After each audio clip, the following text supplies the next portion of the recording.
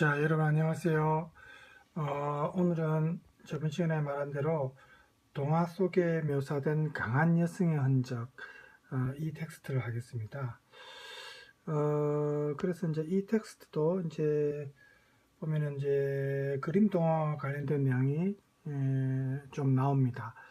그래서 동화 같은 경우에 이제 여러분들 보통 우리가 저번에 했던 신화처럼 어쨌든 언제 발생했는지 우리가 그 시기를 사실은 알 수가 없습니다. 왜냐하면 이제 구전으로 전해져 왔기 때문에 문자가 기록되기 전에, 그죠? 우리 인류가 생겼을 때부터 어쨌든 역사가 이루어질 때부터 시작된 게 입으로 전해져 온 거니까. 그래서 이 동화 속에는 우리 인간이 지금까지 경험한 그런 어떤 역사상의 흔적들이 남아 있습니다. 그래서 우리 현 시대를 살아가는 이제 현재의 관점에서는 해석이 좀 어려울 때도 많고, 그래서 이를 해석하기 위해서 사실 많은 이 관련 전문가들이 연구를 하고 또 그 동화의 숨은 의미를 해석도 하려고 하고 있습니다만, 그게 이제 워낙 많은 시간이 지났기 때문에 그 시대를 살은 사람이 아니죠. 그래서 너무 많은 세월이 흘렀기 때문에 사실은 쉽지는 않습니다. 그렇지만 시도는 할 수 있죠. 그리고 이제 그 동화의 숨은 의미를 현대적 시각에서 해석할 때는 뭐 정답이 있는 건 아닙니다. 그죠?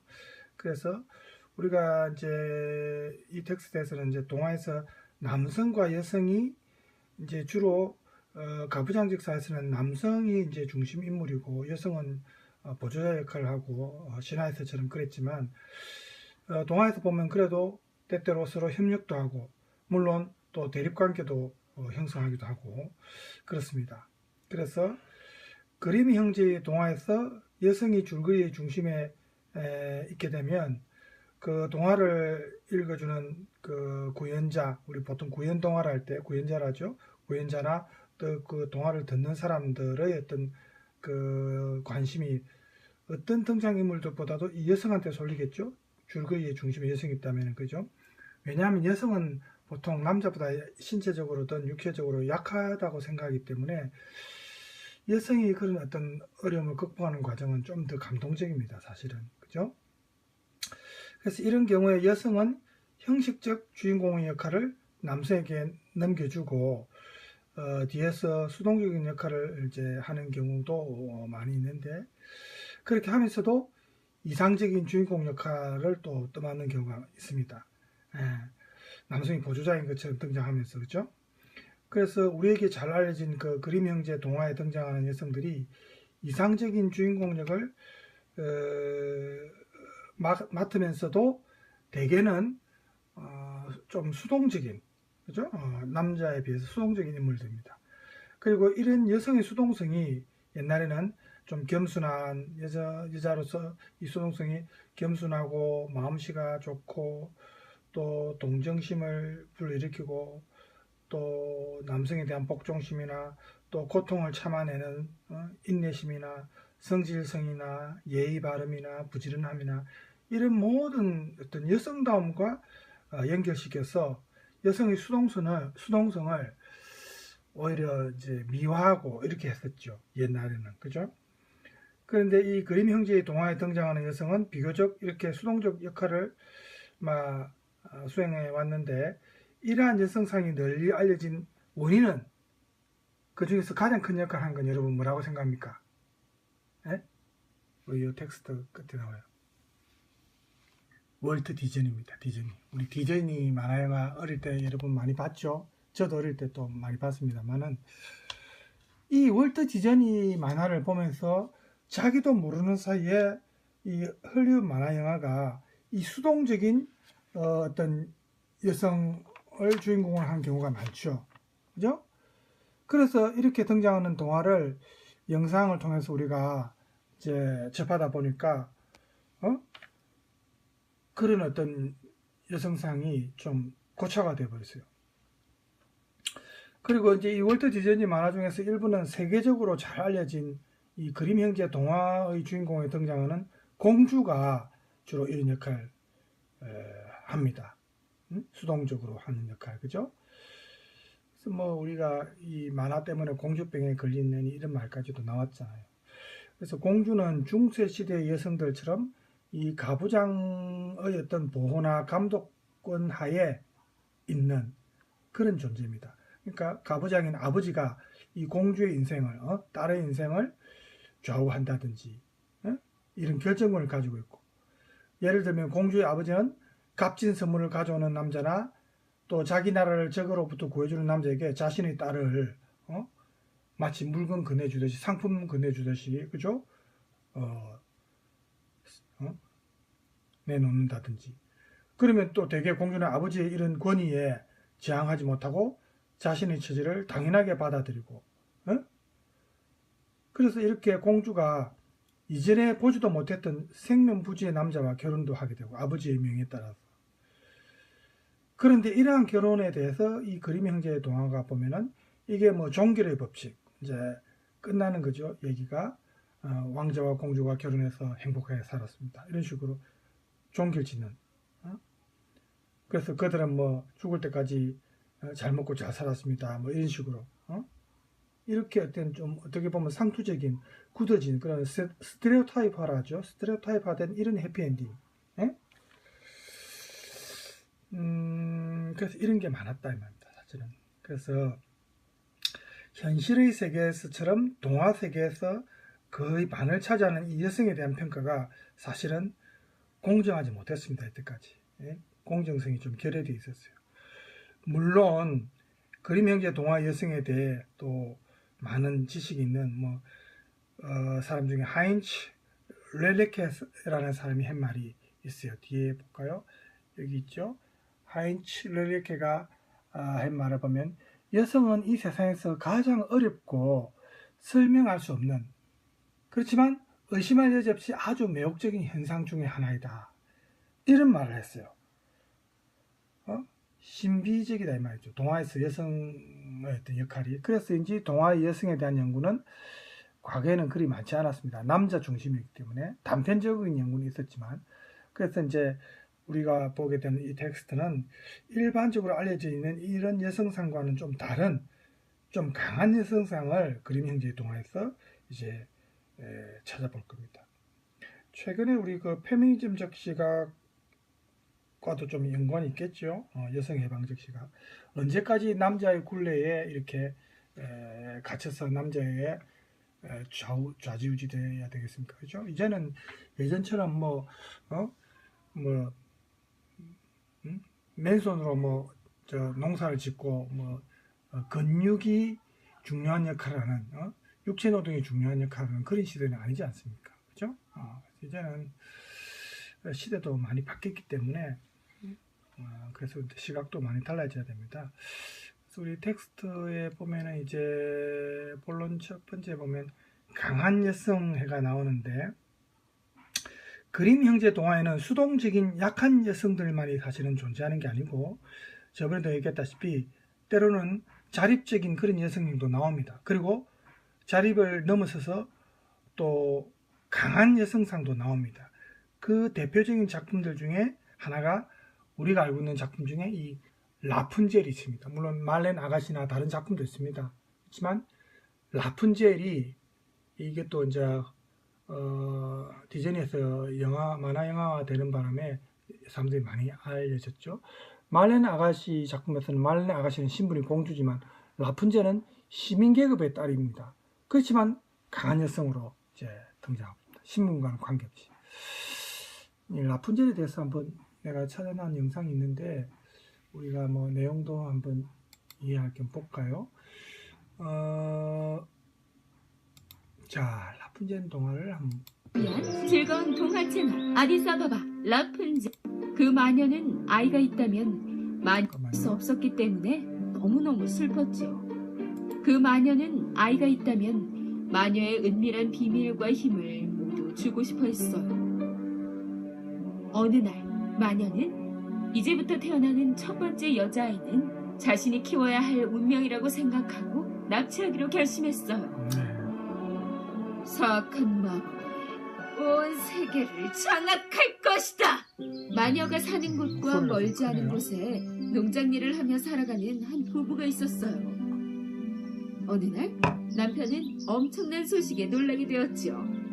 부인이 남편에게 좋은 소식을 임신한 알렸어요. 거겠죠? 우리에게 아이가 생겼어요. 하지만 아유, 또 선절입니까? 경북 영주의 네. 자, 혹은 오래가지 못했어요. 젊은 부인은 큰 병에 걸렸죠. 그녀는 날마다 헬스케져 가기 시작했어요. 만약 부인이 낫지 않는다면 아이를 잃게 될지도 모르는 상황이었죠. 남편은 온갖 약과 몸에 좋다는 약재를 써봤지만 그 어떤 것도 효과가 없었어요. 마지막으로 의사는 남편에게 부인을 낫게 할 방법은 단 한 가지뿐이라고 글자가 좀 말했어요. 다 이상해. 사악한 마녀에게 특별한 약효가 있는 약재가 있어요. 그 마녀한테 도움을 청해보세요. 남편은 엄청난 용기를 내어 마녀의 성으로 찾아갔어요. 글자 잊지 마세요. 그리고 곧장 한글이 좀 문을 이상해요. 두드렸죠. 겁도 없이 나의 성문을 두드리는 자가 있다니 분명히 뭔가 중요한 문제가 있겠지. 제 아내가 위중한 상태인데 점점 심해지고 있어요. 당신에게 아주 약효가 좋은 약재가 있다고 해서. 그런가? 그런데 왜 내가 널 도와야 하지? 제발 좀 부탁드려요. 제 아내가 아이를 가졌는데 당장 아내를 치료하지 않으면 아이도 함께 잃게 될 거예요. 자초지종을 듣자 마녀는 마음을 바꿔 그를 돕기로 결심했어요. 만약에 무슨 계약이 있는 것 같아요. 그죠? 네. 좀 그렇다면 도와주도록 하지. 마녀는 남편에게 약초를 건네주었어요. 매일 자네 부인에게 이 약초 잎사귀를 한 조각씩 먹이긴. 그러면 차도가 보일 거야. 남편은 너무너무 행복했어요. 그는 곧장 집으로 달려왔죠. 그의 부인은 매일 약초 잎사귀를 하나씩 먹었어요. 정말로 점점 좋아졌고 체중도 정상으로 돌아오게 되었어요. 하지만 마녀가 준 약초는 며칠 만에 독이 나버렸어요. 그러자 젊은 부인의 병은 다시 심해졌죠. 이번엔 훨씬 더 빠르게 증세가 나빠졌어요. 어쩔 수 없이 남편은 마녀 성문을 다시 한번 두드리게 되었어요. 당연히 마녀는 그가 돌아올 걸 알고 있었지요. 여기 자네 부인을 낫게 했던 약초의 씨앗이니 이걸 정원에 심으면 된다네. 그러면 자넨 자네 부인과 아이를 살릴 수 있어. 하지만 한 가지 조건이 있어. 그렇죠. 자네 아내가 만약 여자아이를 낳으면 그 아이를 내게 줘야 해. 내 아이를? 그건 절대 안 돼요. 마음대로 하게나. 마녀는 문을 쾅 닫아버렸어요. 남자는 매장하세요. 슬퍼하며 집으로 돌아왔어요. 결국 아내를 하지만 구해야 그는 되니까 부인에게 아마, 아무 네. 말도 할 수가 없었지요. 시간이 갈수록 젊은 부인은 더 상태가 나빠졌어요. 자녀는 다시 낳으면 이젠 되지만 아기마저 위험하게 아내 한번 되었죠. 죽으면 끝이니까. 남편은 예. 전혀 잠을 이루지 못했어요. 그가 마녀의 제안을 받아들이지 않으면 부인과 아이 모두 잃을지 못. 자, 광고 타임입니다. 자, 먹음직하겠네. 그죠? 예. 자. 더구나 마녀의 제안을 받아들이고 남자아이를 낳는다면 부인과 아들은 살아남을 수 있었어요. 그렇죠. 예. 남자 그래서 아이들은, 그는 마음을 가다듬고 다시 마녀의 성으로 향했어요. 그는 마녀의 제안을 받아들였죠. 그리고 약초 씨앗 주머니를 가지고 돌아왔어요. 그는 그 씨앗들을 심었고 금세 자라났어요. 남편이 자라난 약초 잎사귀들을 부인에게 먹이자 점점 부인의 상태는 좋아지기 시작했어요. 마침내 완전히 낫게 되었어요.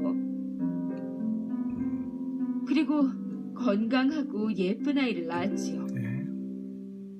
딸이겠죠? 하지만 남편은 너무너무 두려웠어요. 너무 예쁜 딸이에요.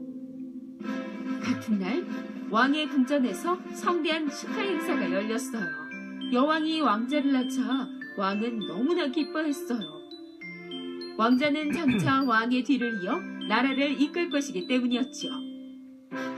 그 나라의 백성들은 착한 마음씨를 가진 왕과 왕비를 매우 존경했어요. 하지만 나중에 이 두 아기들이 만날 운명이라는 것은 아무도 몰랐지요. 예. 남편과 아내의 행복은 오래가지 못했어요. 바로 그날 마녀가 찾아와서 아이를 내놓으라고 했어요. 부부는 할 수 없이 눈물을 흘리며 아이에게 작별 인사를 했어요. 우리 아가. 이 아이는 이제 내가 맡아서 잘 키울 테니 너무들 걱정하지 마. 이제부터 이 아이의 이름은 라푼젤이야. 마녀는 아이를 자신의 성으로 데려갔어요. 그 성은 깊은 숲에 숨겨져 있었죠. 마녀는 성 꼭대기로 올라갔어요. 꼭대기에는 방이 하나 있었는데 그곳에 아이가 있는 요람을 내려놓았어요. 라푼젤, 내 어여쁜 아가. 시간이 흘러 마녀를 자신의 엄마로 알고 자란 라푼젤은 이 성에서 계속해서 살았어요.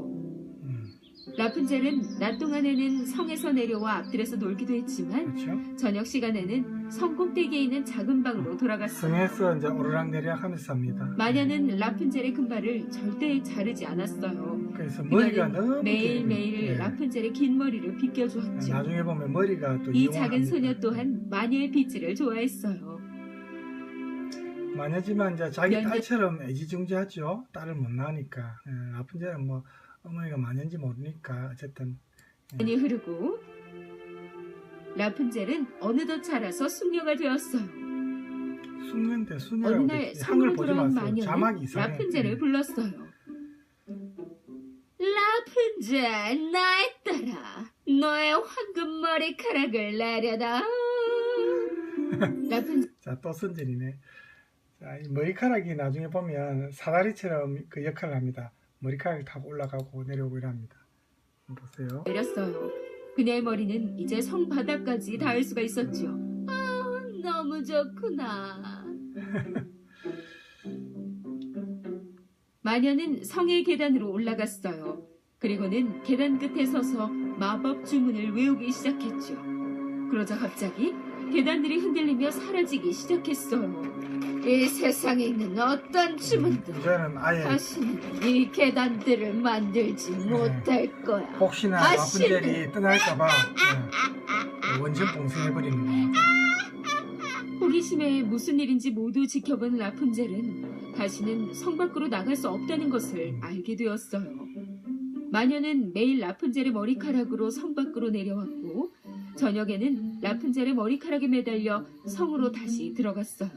그러니까 다른 사람은 라푼젤 머리로 오르락내리락 할 수 있는데 본인은 못 내려오잖아요. 그죠? 자기 머리니까. 라푼젤, 나의 딸아, 너의 황금 머리카락을 내려다. 마녀의 목소리를 들은 라푼젤은 황금 머리카락을 내렸어요. 마녀는 라푼젤의 머리카락을 잡고 성 위로 올라왔죠. 엄마, 왜 저를 성 밖으로 못 나가게 하시는 거예요? 왜 맨날 집 안에만 있어야 하는 거죠? 그렇지. 엄마는 너를 너무 사랑한단다. 하지만 바깥 세상이 무서워 널 지키려고 하는 거지. 그날 이후 라푼젤은 하루 종일 노래를 부르거나 새들과 이야기를 하며 지냈어요.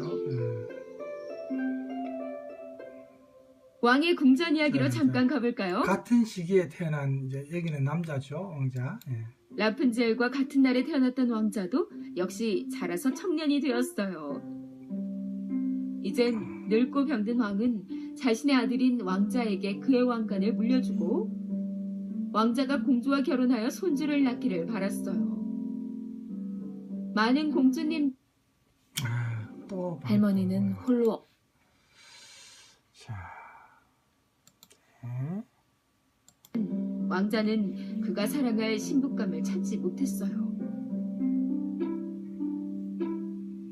결국 왕자는 그의 진정한 사랑을 찾기 위해 긴 여행을 떠났어요. 숲을 가로질러 가면 아마도 지름길이 있을 거야. 왕자님, 이 숲은 마법의 숲이에요. 여긴 누구도 들어갈 수 없어요. 그건 아마 그냥 소문일 뿐일 거야. 우리가 직접 가서 확인해보자. 왕자와 그의 부하는 그 마법의 숲으로 들어갔어요. 라푼젤이 있는 성이 나타났어요. 그들은 라푼젤의 노래소리를 들었지요. 그렇죠. 라라라 라라라 라라라 라라라 정말 너무 아름다운 목소리군. 아닌 것 같은데. 성으로 가까이 다가가자 왕자는 아름다운 목소리의 주인공을 발견했어요. 그리곤 곧 그는 그녀에게 반하게 되었지요. 바로 그때 마녀가 나타나서 나타났네요. 라푼젤에게 소리쳤어요. 너의 그 아름다운 황금빛 머리카락을 내게 내려다. 이걸 보고 따라하겠네. 마녀가 소리치는 것을 듣자 라푼젤은 아름다운 황금빛 머리카락을 내려주었어요. 좀 건너뛰고. 라푼젤을 지켜보기로 결심했어요. 마녀는 매일매일 라푼젤의 머리카락을 타고 내려와 결국 왕자는 용기를 내어 어느 날 마녀가 없는 틈을 타 성으로 다가갔고 라푼젤을 불렀어요. 라푼젤! 라푼젤! 처음으로 라푼젤은 그녀의 어머니 외에 다른 사람 목소리를 듣게 되었어요. 처음에는 조금 주저했지만 누구인지 너무나 궁금해서 창문 밖을 내다보았지요.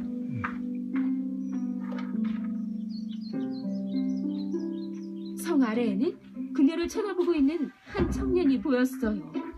이 사람이 이제 누구신가요? 라푼젤과 인연이 되겠죠. 내 이름을 어떻게 알고 있죠? 나는 이 왕국의 왕자요. 당신의 아름다운 목소리를 들었어요. 당신을 만나고 싶소.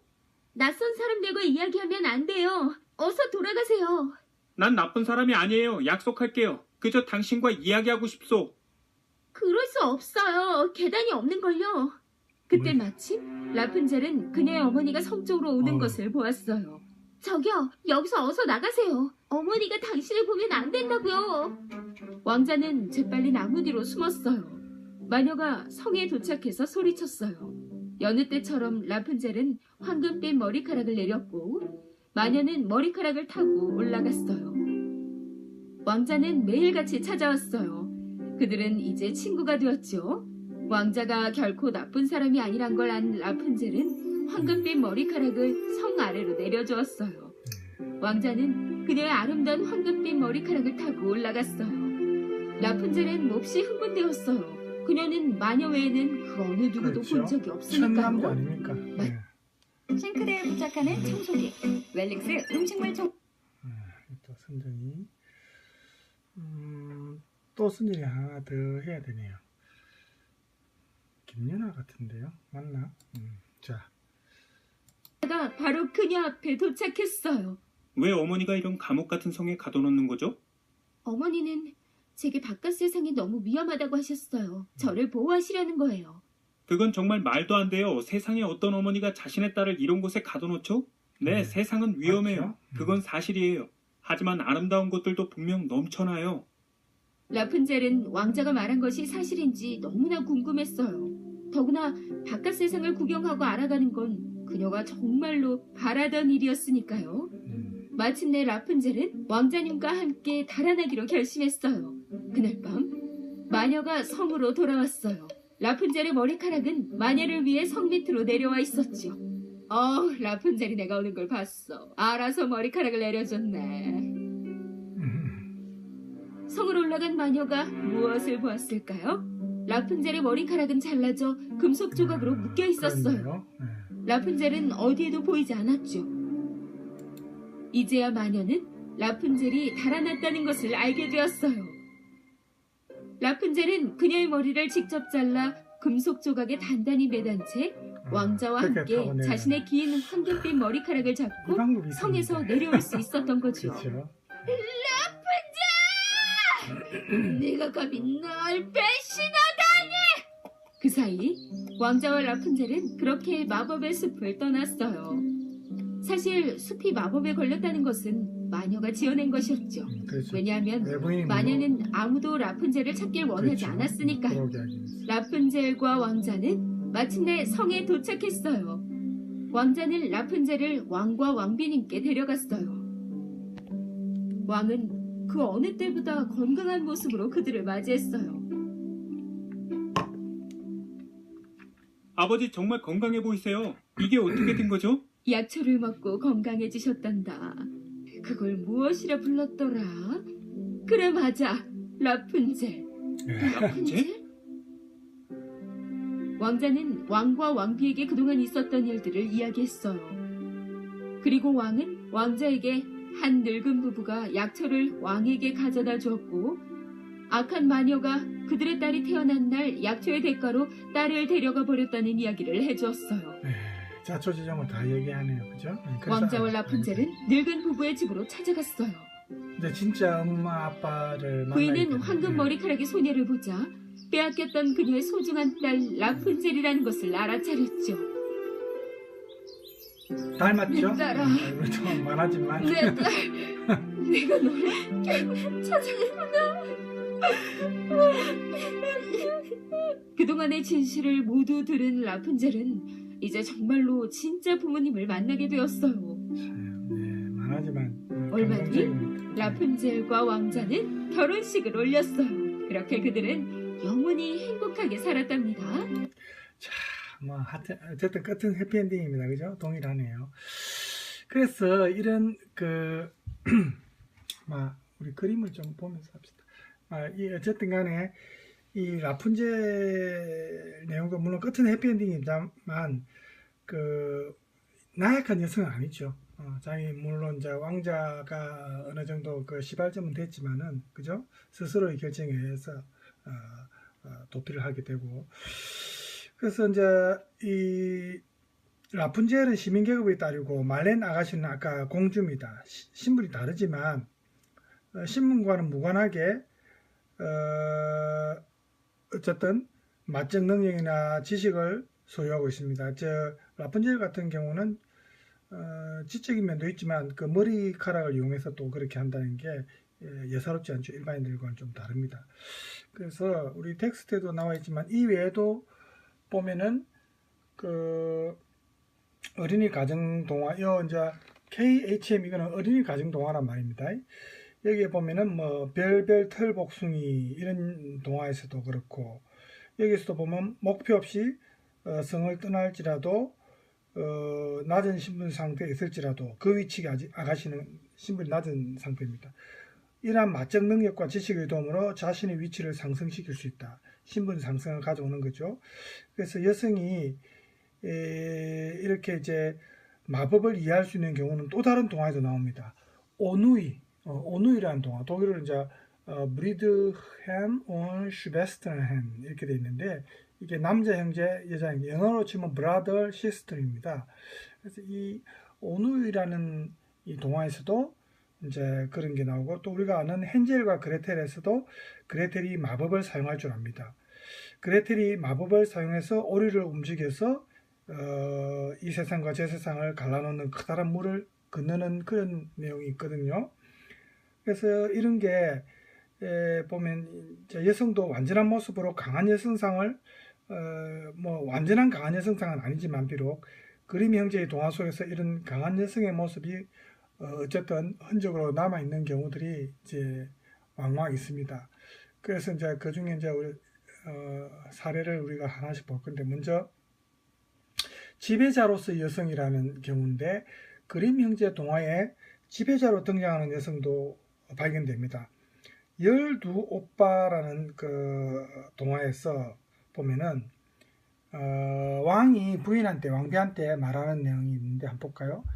당신이 출산할 13번째 아이가 딸이라면 12명의 아들들은 죽여야 하오. 딸의 재산이 커지고 딸만이 이 왕국을 갖도록 말이오. 자, 이 동화에서 보면은 우리가 목권사의 흔적을 발견할 수 있습니다. 보통은 아들 위주인데, 그죠? 여기서는 지금 왕이 딸을 위해서 나머지 12명의 아들들을 죽여야 한다고 합니다. 이거 완전히 목권사의 흔적입니다. 그죠? 이렇게 목권사의 흔적이 발견되는 동화가 또 있습니다. 지바키 부리왕이라는 퀘니시 드로셀바르트. 이게 이제 지바키 부리처럼 수염이 난 그런 왕을 말합니다. 그 다음에 또 보면은 또 다른 동화에서도 이제 이런 흔적이 나오는데, 수수께끼라는 동화가 있습니다. 그 다음에는 이제 군소. 이 군소는 여러분 혹시 무슨 말인지 아십니까? 우리 사투리로 군수라고도 하는데, 바다에 이제 옛날에 제사 지낼 때 시커먼 거 있잖아요. 삶으면은 좀 쭈그러들고 원래는 큰데 좀 비쌉니다. 그게 시장에서 재래시장에서 하면서 하는데, 여러분 잘 아는지 모르겠어요. 나중에 제가 영상이, 사진이 있으면 하나 보여드리겠습니다. 여러분 세대는 또 모르는 사람도 있을 거예요, 아마. 먹어본 사람들이 있을 겁니다. 자기도 모르게. 초장에 보통 찍어 먹습니다. 까맣는데 삶으면 좀 쭈그러듭니다. 쫄깃쫄깃하고 그래요. 그래서 이런 이제 지배자로서의 여성상이 나오는 경우도 있고, 그 다음에 자부심이 강한 여성상이 있습니다.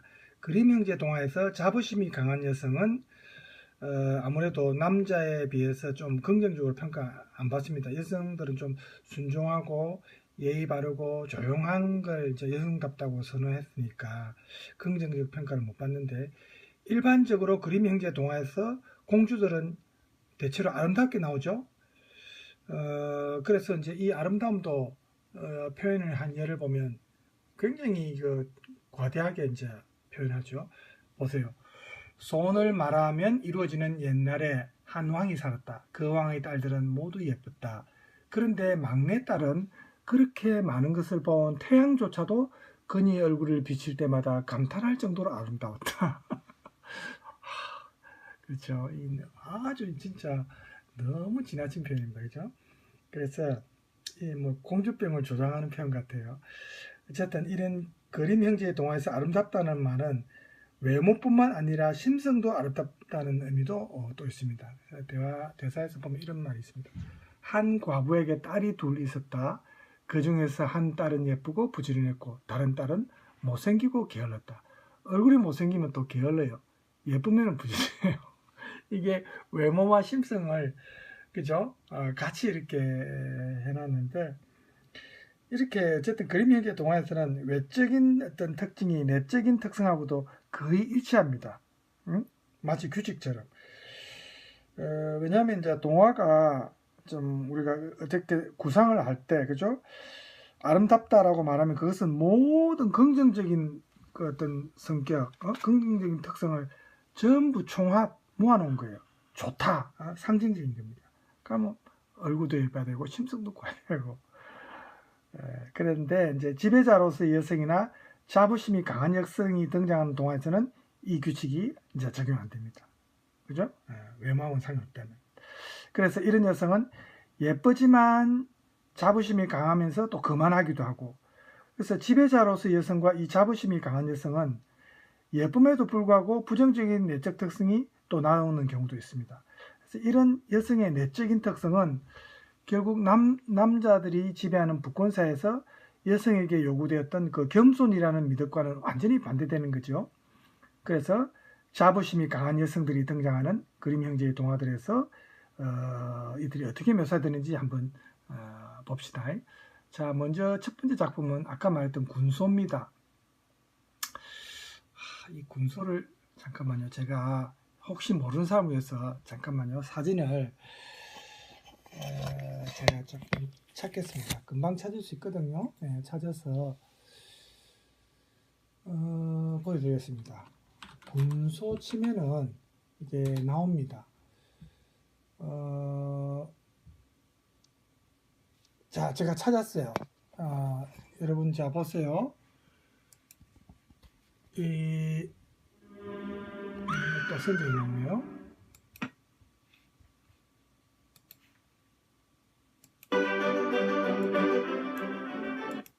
를 모셨습니다. 네, 안녕하세요. 군소방이에요. 예. 로운 같은 거 한 마리 있습니다. 와, 바로 나오는 게 아니고 또 뭐 찾아야 되니까. 이런 거는 사실 부르는 자, 이런 겁니다. 이렇게 여기 생겼어요. 여기 한번 찍어주세요. 이거 엄청나게 크네요. 하고 했던 거 아닙니까? 이거? 맞습니다. 지금 제 이걸 삶으면은 이게 두피 염색. 쪼그라듭니다. 새치 뒤에 새치가 와서 새치 염색을 했는데 두피가 염색돼 버렸어요. 약간 달팽이처럼도 보이죠. 제 군소를 보여주기 위해서 찍은 거니까 이 정도 하고 넘어갑시다. 자, 다시 넘어가겠습니다. 그래서 이렇게 생긴 게 군소인데, 이제 공주가 자신의 성에, 역시 탑입니다. 첨탑 지붕 아래에 이제 12개의 창문이 있는 방을 가지고 있는데, 이 공주가 창문을 통해서 어떠한 방향이라도 볼 수 없는 그런 방향이 없습니다. 다 볼 수 있다면. 자기가 통치하는 왕국 전체를 다 볼 수 있어요. 그리고 이제 이 공주가 창문을 통해서 어떤 사람보다도 더 예리하게, 마치 저 하늘 위의 독수리처럼, 멀리서도 다 보이죠. 독수리 눈이 얼마나 시력이 좋습니까? 그래서 지상의 세계뿐만 아니라, 이것도 좀 과장된 표현인데, 지하의 세계에 있는 것까지도 볼 수 있었답니다. 이런 게 이제 동화죠. 그래서 그 어떠한 것도 그녀에게 발견되지 않고 숨을 수가 없어요. 이런 능력을 가진 공주가 자부심이 대단했겠죠. 그래서 그러다 보니까 어떤 남자에게도 복종 안 하려고 했어요. 자기가 이제 최고라고 생각하니까죠. 그래서 공주는 혼자 살면서 자신의 지배권을 이제 유지하려고 하는데, 이를 가능하게 하기 위해서 자신과 결혼하려고 오는 남자들에게 공주는 성공할 수 없는 그런 조건을 제시합니다. 그 조건이 지금 밑에 한번 읽어볼까요? 이런 조건을 제시합니다. 그녀는 자부심이 강하여 어떤 사람에게도 복종하려 하지 않고 지배권을 자기 혼자만 가지려고 했다. 그래서 그녀는 찾을 수 없을 정도로 자기를 피해 몸을 숨길 수 없는 사람은 자신의 남편이 되지 못한다는 사실을 알리도록 했다. 그런데 누군가 감히 시도하다 그녀에게 발각되면 참수형을 당하게 되어 머리는 말뚝에 꽂히게 될 거라는 사실도 알리도록 했다. 성 앞에 머리가 꽂혀있는 말뚝이 벌써 97개나 세워져 있었다. 와, 오금이 저리겠죠. 그리고 오랫동안 아무도 시도하겠다고 나서지 않았다. 당연하죠. 이게 사람 머리를 99개나 말뚝을 박아가지고 이제 이렇게 딱 걸어 놓으니까 누가 감히 차라리 그냥 공주 아니더라도 다른 여자하고 살지, 그죠? 이렇게 생각하지. 이런 조건을 통해서 공주는 오랫동안 자신의 권력을 어떤 남자의 간섭도 안 받고 유지할 수가 있었습니다. 이렇게 이제 어쨌든 남자들에게 대단한 공포심을 조장한 거죠. 그런데 세 명의 어떤 형제가 어느 날 나타나가지고 자기들의 운명을 한번 시험해 보겠다고 나타났어요.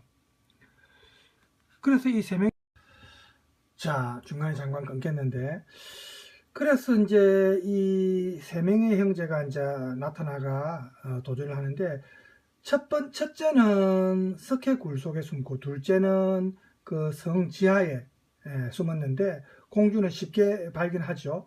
그래서 그들의 목을 쳐가지고 두 형제는 말뚝에 꼽혔어요. 99번째까지. 근데 막내가 항상 동화에서 보면 이제 막내들이 오히려 그죠? 살아남고 뭐 막내들이 더 똑똑해요. 이 동화에서도 막내가 이 세 마리의 동물, 즉 까마귀, 물고기, 여우 이 동물들의 도움을 받습니다. 결정적인 도움을 준 동물이 여우입니다.